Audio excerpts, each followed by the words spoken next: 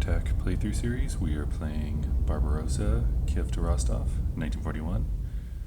This is the fourth installment of scenario number 4, Battle of Sumy. We're on the last turn, which is game turn, or campaign turn 53, or fourth turn of the scenario. It's October 4th and 5th. It's the Germans. At the end of the last installment, I was wondering when the interdiction marker comes off. There's an interdiction marker here.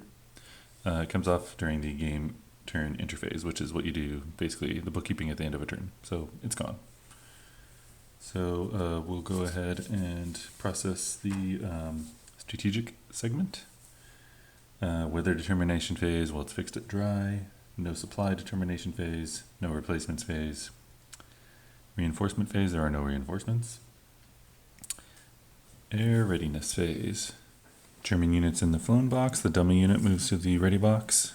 Go ahead and do the Hengel 111. Roll to 7. It moves forward. And there's some damaged German units. I don't think it matters for this scenario anymore because it doesn't look like they can get to ready, but we'll go ahead and do it. The Hengel. Got a 10 again. Man. And then the BF 109. Got a 2. It moves to the flown box. There's that. We'll get a bunch of Russians, Soviets, potentially ready to move up. We'll do the first SB. Got a 4, moves up. Got the second SB. 6, moves up. MiG 3. That's an 8, yep, moves up. And then the I-16. 9 does not move up because it's an old aircraft. Alright, so there we go. Now for the Axis air interdiction phase, they're going to do what they've been doing the whole game. They're going to interdict the headquarters. Go ahead and randomly drop those guys down there. Just to clarify, I'm doing it randomly just because this is being played solo. You wouldn't do it randomly normally. Okay, and then the Soviets, they only have 1 fighter, which is nice for the Germans, because the Soviets have to pick one of these. I actually don't know which one's which, so I'm going to take a guess and pick that one. Okay, so what do we have here? Dummy air unit, so I guessed correctly. This guy flips over. The German is the mission unit, so it can't actually fight. Let's go ahead and do air initiative. Rolled a 9. That's Soviet initiative, so they get to pick the pairings of aircraft. Well, there's only one pairing, so now they're going to attack. Their combat rating of 2 minus 2 from the Henkel is 0. That's a rolled a 4 on the 0 column. A aborted, so the enemy unit is aborted. Goes back to the flown box. Okay, so headquarters successfully avoids being interdicted. Okay, now for the Axis player segment, Axis movement phase. I think the Russians, Soviets have probably clinched this scenario. There's still a very remote chance the Germans can win. Really think seizing this center position with all those forces is probably a good move in this scenario, at least when I'm playing against myself. So I think the only thing I can do here, so I can't even get units next to Shtapovka. So that is foregone. The only other victory locations I can get to are this one, where the Soviets have 5 defense up there. And then this one where they have 3. So I might be able to push them back out of Lebedin. So we'll go ahead and move all their units. I think these guys in Sumy are going to exit Sumy. So we'll get a main road here. So that's half. 1, 2, 3, 4, 4.5, 5.5, 6.5 for zone of control. Okay, then these guys that are way up here they will take up the position in Sumy.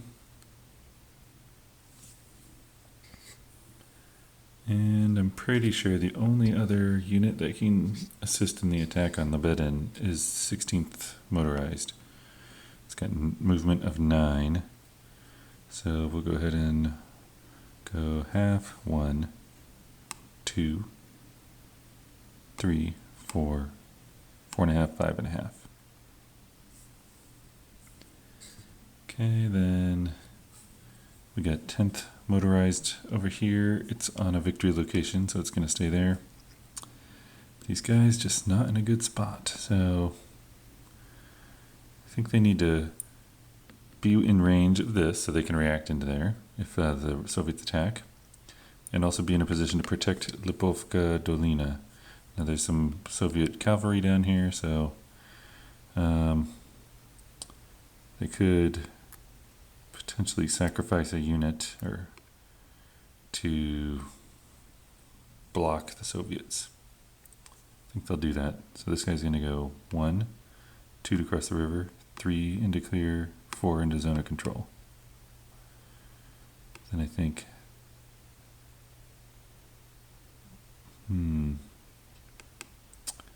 where to put this guy? I think he's going to go here. Oh, he can't. Yeah, this is a normal movement phase. Then these guys, I think, will just back off like this. So we got a blocking here. I don't think this guy can get around over to here. If these guys come out in force to attack this, these guys can react in. Now, where they probably really want to go is down here. So, but only if the Germans win down here. So this is the game right here. If the Germans can't push that guy out of Lebedin, we'll just call it quits. If they do, then we still have a little bit more to go. So we'll go ahead and do the Axis attack declaration. That's the attack. They have no artillery to support with. They have no aircraft to send in. So we'll go ahead and do the Soviet reaction. Let's see here. They can react. They probably should hedge their bets. So, oh, you know what? They cannot react because there's no battle. I suppose this guy could react. Let me just go remind myself these reaction rules for the Soviets. Yeah, so you have to be within 3 X's of a declared attack. Well, there's just this one. So this guy could, except it also has to be in command range of the headquarters, and the Soviet headquarters is way up here. So it cannot react. Soviet's very limited. Okay, so basically there's no reaction. So we'll go ahead and do the Axis combat phase. We're gonna do this attack here. First thing we do is combat air support missions. There are no German aircraft available, but there are Soviet bombers. So they're flying on in here. Okay, there is enemy anti-aircraft fire, so let me find the proper chart for that. Go ahead and roll. We'll do the first bomber. Rolled a 1 for anti-aircraft, definitely safe. So, second one. Rolled a 3, also safe. Alright, so they each are going to contribute 1 strength point for their combat air support. Let's go ahead and set this attack up. We get 3 plus 4 is 7. 7 to 3 into a, what is that? That is a town, I believe. Yes, it's a town. No defensive modifiers. So 7 to 3 is 2 to 1. Actually, it's 7 to 5. Not quite 3 to 2, so it's 1 to 1 odds. Yeah. Germans need a very low roll. The by the way, the odds went down because of the bombers. Okay. Slight chance of a combined arms bonus. Let me look that up. No combined arms bonus. You have to have at least one armor unit, and armor units are denoted with a red attack factor. There aren't any red attack factors. Okay. So it's going to be 1 to 1. It's not good for the Germans.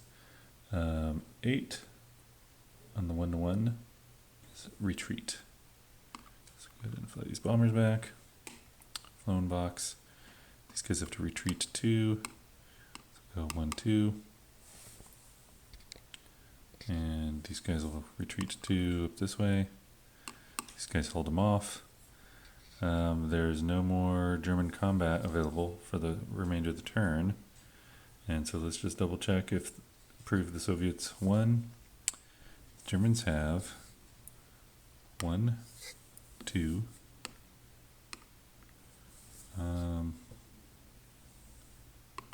3, 4 points, and they need 5 to win. So the Soviets won. And that's the end of the game. I like this scenario a lot more than the other. I like the maneuverability. I think I screwed up a few things, but yeah, it's a good scenario for a little mini game. I think my biggest screw up was the very first turn, which is 3 installments ago. I attacked with poor odds with the Germans, and they took a couple step losses, and I think those would have really helped in subsequent attacks. They really need to pile on to try to kill things without taking losses. So anyway, that's a cool little scenario. Thanks for watching.